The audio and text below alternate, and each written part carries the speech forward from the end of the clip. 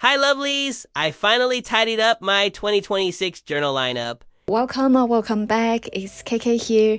All the journals I'm going to be using are all in front of me. I'm going to talk you through what each notebook is for, how I use it, and also chat a bit about how things went in 2025. Let's start with my bullet journal system. These two are for 2025 and these ones are for 2026.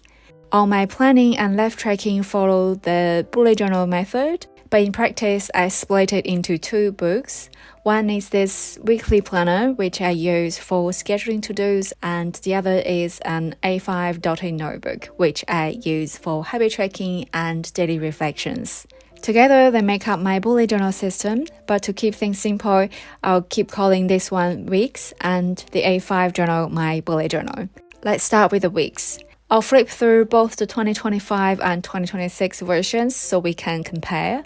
First is the cover, the index, and then the yearly calendar. I use this yearly calendar to track my period and general health. There's a little blank space at the bottom of each month as well. I write what exactly didn't feel right here. Next is the year vision. I didn't use this section because I have this part in my bullet journal. Then we have the yearly plan, which is pretty much a future log in bullet journal. I write down fixed date events, birthdays, anniversaries, things like that, just to keep them on my radar. On the monthly page, I record my meals, usually 1 day 2 meals plus snacks. At the bottom is a little time use summary. I divide my time into 5 categories and log them into here. This is something many of you have asked before. This is actually my mini timesheet. I divide my time into 5 categories, which are work, life, self-improvement, screen time, and sleep. Each category has its own color, and I fill them in on the weekly pages, then total them up at the end of each month.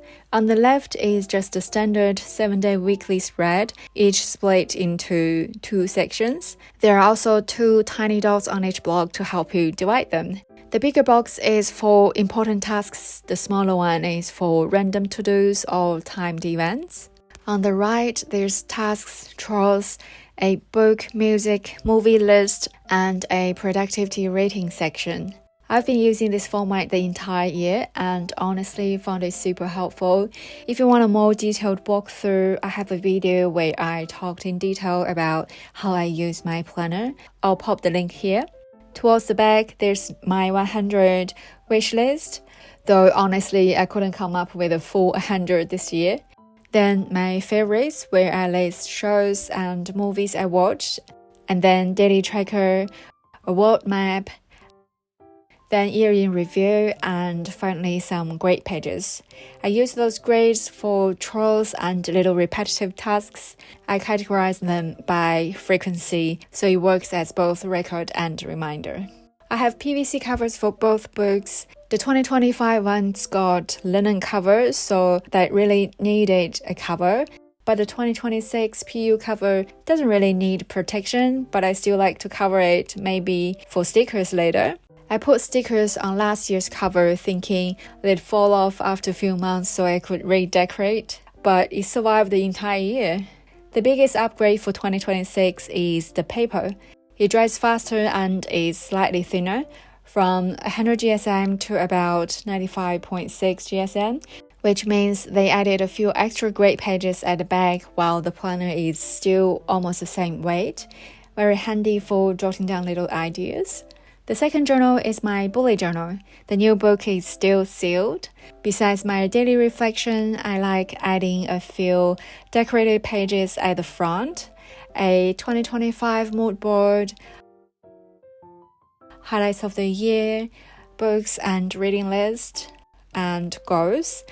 And then lots of habit trackers such as workouts, healthy eating, meditation, skincare, reading, and more. Habit tracking is actually the main part of this journal aside from daily reflection. And then coming to the months, I gave each month a theme, so my cover and all the weekly layouts would go with the theme.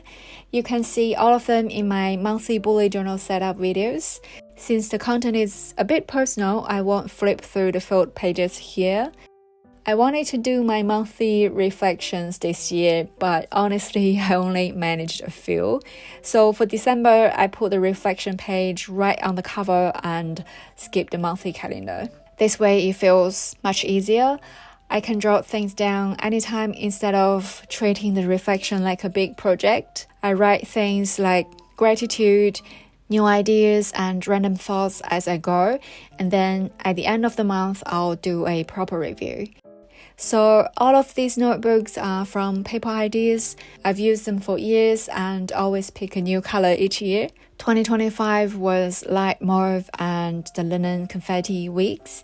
For 2026, I chose this buttermilk dotted journal and this lavender weeks. Both of these are available from my little stationery store. I'll put the link in the description box below. We've recently opened worldwide shipping, but if you couldn't find your country on the website, just flick me a message and I'll get you sorted. The third book is my 5-year journal. In the first half of 2025, I used it as a gratitude journal. But then I realized that the best part of a 5-year journal is seeing what I was doing this day last year. So later, I also started writing fun things, especially the first-time experiences like new food, new places, small adventures. I kept up pretty well this year.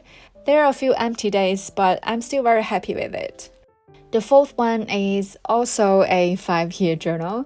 I originally abandoned it last year, but since I started listening to podcasts, I brought it back. You see lots of Chinese here because that's my first language, and honestly, Chinese podcasts are much more easier for me. English podcasts, for me, require more focus because of the language. If you know, you know. Sometimes after watching a long, educated video or a true crime video, which I love, I note that down as well. The fourth line here is for 2025, and I actually wrote a lot this year, which I'm quite proud of. But since I left so many empty slots in previous years, this journal could probably last me 2 or 3 more years. The fifth one is completely new this year, and I'm so excited about it. My junk journal. Life is full of cute little junks, right? Receipts, postcards, stickers, brochures. I always collect them, but never make collages with them. So this year I want to. Whenever I travel, hang out with friends, or visit galleries, I'll use the little scraps I collected and make warm collage pages with even stickers and doodles. Will be cute little pockets of memories. Journal-wise is the Lushroom 1917 softcover A5, and it also has an elastic band, which is a must for me. I picked dotted pages because they are light. They don't interfere with your layout, but still help with writing and sketching. This cover is called Deep Sea, kind of a navy. I'll decorate the cover with stickers later to brighten it up a little. The sixth notebook is my reading journal, an A5 rain binder. I didn't write much in 2025, so I'll continue using it in 2026. The seventh one is very casual, my A6 personal notebook. It's got everything, round labels from washi tapes, stickers from packaging, and a little workout notes section. The writing is very messy, so I'm covering it up. And my 2025 monthly pages. In 2026, I'll keep adding workout notes, and any fun little things that don't belong in the other journals will go here. And finally, my page-a-day notebook. I am officially retiring it. In 2025, I use it as a scratch notebook to plan my day hour by hour. It's actually super practical, but since I already have my weeks and bullet journal, I just used this as a sample for my shop and didn't want to waste it. Don't be fooled by how neat my weeks look. When I'm brainstorming, I write huge and messy. It feels like dumping everything in my head onto the page and spreading it out.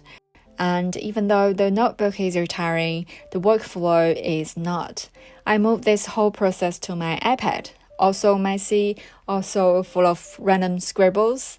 I'll make a separate video about how I plan my day and how I plan weekly, monthly tasks and how I use my iPad to help. And don't worry, the iPad is just a helper. I'll never give up journaling on paper. So these are all the journals I'll be using in 2026. It sounds like a lot, but the truth is I only use 2 on a daily basis. So to summarize my 2026 system, I have a weekly planner for schedule planning, an A5 dotted bullet journal for goals, habit tracking, and daily reflections. 5-year journal is my gratitude and life memory. Recovered 5-year journal, podcasts and videos, junk journal, scrapbook and memories, the A6 personal notebook for random cute stuff, and A5 reminder for reading journal. And that's it for today's video. Thank you so much for watching. Wishing you all a full and joyful 2026.